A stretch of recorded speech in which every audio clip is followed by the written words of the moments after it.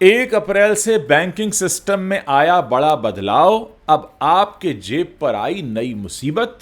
ATM से पैसे निकालने पर लगेगा चार्ज। हो जाइए तैयार। अब मिनिमम बैलेंस रखना जरूरी, नहीं रखेंगे तो कटेंगे पैसे। विस्तार से आपको बताते हैं बैंकिंग सिस्टम में 1 अप्रैल से कौन कौन से बड़े बदलाव होने जा रहे हैं। देखिए, खबरों की दुनिया में जहां हर दिन कुछ ना कुछ नया होता है और आपकी जेब पर भी हमला होता है, और इस बार 1 अप्रैल से बैंक अपने नियम बदलने जा रहे हैं। और ये कोई अप्रैल फूल का मजाक नहीं है, ये सच बात है। हालांकि आम आदमी की हालत देखकर लगता है कि मजाक तो शायद हमारी ज़िंदगी बन गई है। अब एटीएम चार्ज, सर्विस चार्ज और मिनिमम बैलेंस चार्ज में एक नया तड़का लगने वाला है। सोचिए, आप एटीएम से पैसे निकालने जाएंगे और जितना निकालेंगे उससे ज़्यादा तो हो सकता है चार्ज में कट जाए।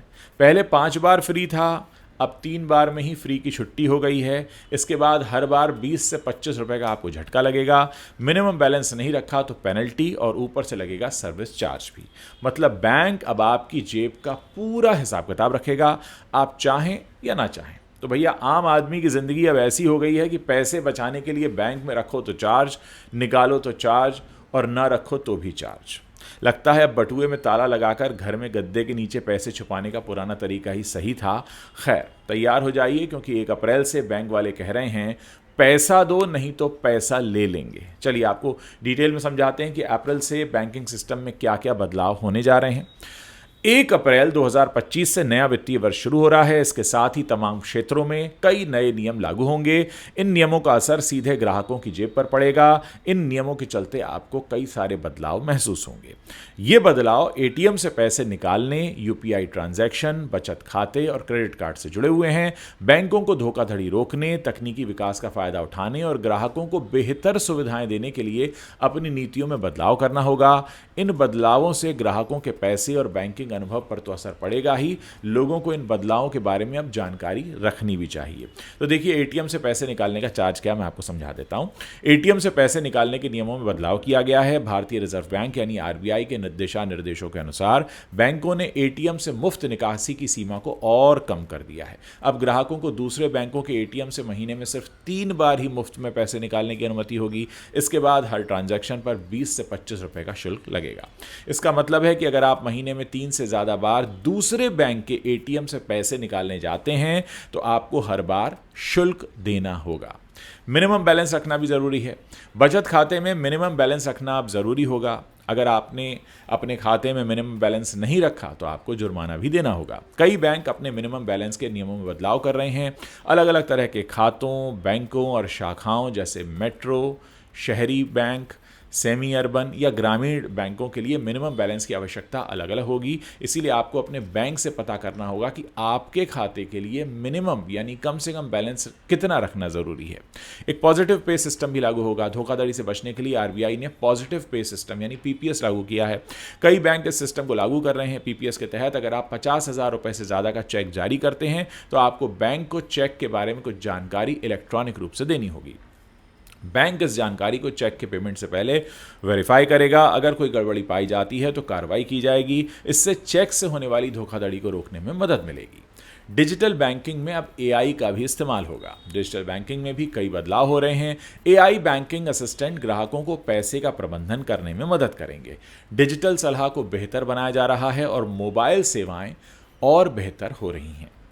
बैंक अपने ग्राहकों की मदद के लिए ऑनलाइन सुविधाएं और एआई पावर्ड चैटबॉट भी लॉन्च कर रहे हैं। सुरक्षा को और मजबूत करने के लिए 3 factor authentication, 2 factor authentication, biometrics verification, ऐसे कई सारे उपाय किए जा रहे हैं। इससे डिजिटल ट्रांजैक्शन को सुरक्षित रखने में मदद मिलेगी। क्रेडिट कार्ड रखने के फायदे भी अब कम होने वाले हैं। 1 अप्रैल 2025 से क्रेडिट कार्ड के नियमों में बदलाव हो रहा है। इससे रिवॉर्ड्स, शुल्क और अन्य सुविधाओं पर असर पड़ेगा। एसबीआई अपने सिंपली क्लिक क्रेडिट कार्ड पर स्विगी रिवॉर्ड को 5 गुना से घटाकर आधा कर देगा। एयर इंडिया सिग्नेचर पॉइंट्स को 30 से घटाकर 10 कर दिया जाएगा। IDFC first bank club Vistara milestone के फायदे बंद कर देगा। इसलिए अगर आप क्रेडिट कार्ड इस्तेमाल करते हैं तो आपको इन बदलावों के बारे में जानना जरूरी है। और कई सारे यूपीआई खाते भी बंद हो जाएंगे।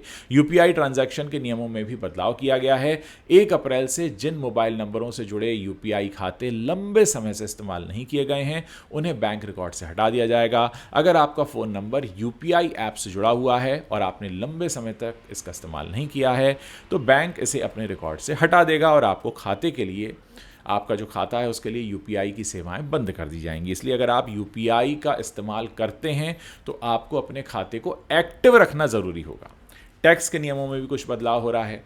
टैक्स के नियमों में जो बदलाव है उसमें आप ये समझिए कि असेसमेंट ईयर 2025-26 1 अप्रैल से शुरू हो रहा है। नया टैक्स सिस्टम लागू हो गया है। हालांकि पुराना सिस्टम जो है एटीसी बेनिफिट्स के साथ वो अभी मौजूद है।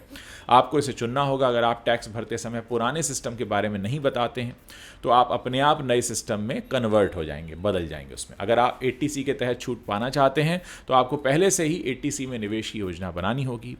पैन और आधार अगर लिंक नहीं है तो नो डिविडेंड। जी हाँ, जिन लोगों ने अपने पैन को आधार से लिंक नहीं किया है उन्हें डिविडेंड नहीं मिलेगा। इसकी आखिरी तारीख बहुत पहले ही ख़त्म हो चुकी है। अगर लिंक नहीं किया गया है तो डिविडेंड और कैपिटल गेन से टीडीएस की कटौती बढ़ जाएगी। इससे भी बुरा यह है कि फॉर्म 26AS में कोई क्रेडिट नहीं मिलेगा। इसका असर ये होगा कि रिफंड में ज़्यादा समय लगेगा। साथ ही शेयरों और म्यूचुअल फंड से मिलने वाले पेमेंट से टीडीएस कम हो जाएगा।